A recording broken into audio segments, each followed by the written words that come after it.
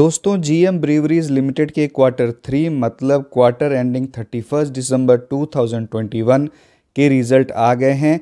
अब चलिए हम लोग इस रिज़ल्ट को एनालाइज करते हैं और समझते हैं कि ये रिज़ल्ट कैसा है। Q3 में इस कंपनी का रेवेन्यू फ्रॉम ऑपरेशन 514 करोड़ है और पिछले क्वार्टर में ये 450 करोड़ था और प्रीवियस ईयर के Q3 में ये 409 करोड़ का था।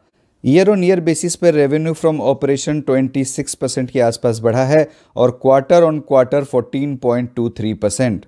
Q3 में एबिटा 27 करोड़ का है जो पिछले क्वार्टर में 29.18 करोड़ का था और प्रीवियस ईयर के Q3 में ये 27.7 करोड़ का था। तो ईयर ऑन ईयर बेसिस पर एबिटा में 2.53% की गिरावट हुई है और क्वार्टर ऑन क्वार्टर बेसिस पर 7.5% की गिरावट हुई है। इसी तरह अगर हम लोग प्रॉफिट बिफोर टैक्स को देखें तो Q3 में प्रॉफिट बिफोर टैक्स 26.4 करोड़ है जो पिछले क्वार्टर में 29.2 करोड़ था और प्रीवियस ईयर के Q3 में 28.22 करोड़ था।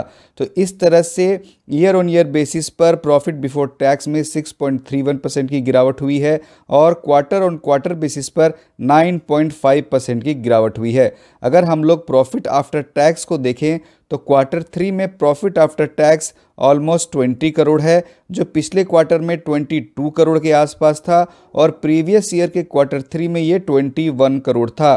तो यहाँ से अगर हम लोग कंपेयर करें तो ईयर ऑन ईयर बेसिस पर पैट में 6.25% की गिरावट आई है और क्वार्टर ऑन क्वार्टर बेसिस पर 9.5% की गिरावट आई है।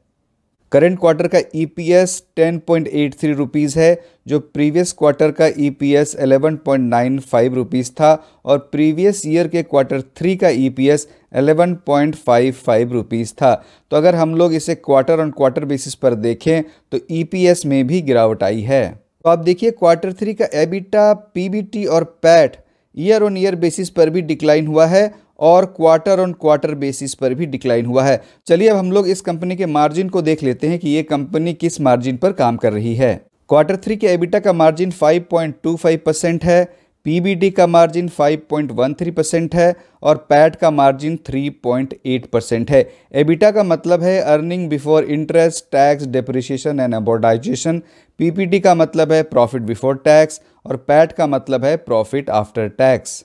प्रीवियस क्वार्टर के एबिटा का मार्जिन 6.48% था, PBT का मार्जिन 6.47% था और पैट का मार्जिन 4.8% था। इसी तरह प्रीवियस ईयर के Q3 में एबिटा का मार्जिन 6.77% था, PBT का मार्जिन 6.86% था और पैट का मार्जिन 5.1% है।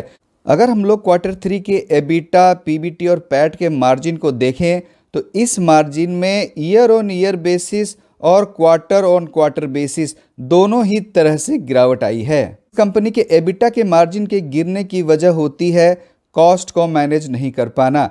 ये कंपनी अपने इनपुट कॉस्ट को मैनेज नहीं कर पा रही है, कॉस्ट ऑफ मटेरियल इनका बढ़ गया है, इसी वजह से इस मार्जिन में भी अच्छी खासी गिरावट आई है। जीएम ब्रीवरीज लिमिटेड के शेयर प्राइस पर इस रिजल्ट के आते ही एक नेगेटिव इम्पैक्ट पड़ा है और कल ही इसके शेयर में लगभग 11% की गिरावट आई है। मेरे हिसाब से भी इस कंपनी का रिजल्ट बिल्कुल अच्छा नहीं है। मुझे उम्मीद है कि ये वीडियो आपको पसंद आया होगा, तो आप इसे लाइक करें, मेरे चैनल को सब्सक्राइब करें, अपने फैमिली मेम्बर्स और फ्रेंड्स के साथ शेयर करें। धन्यवाद।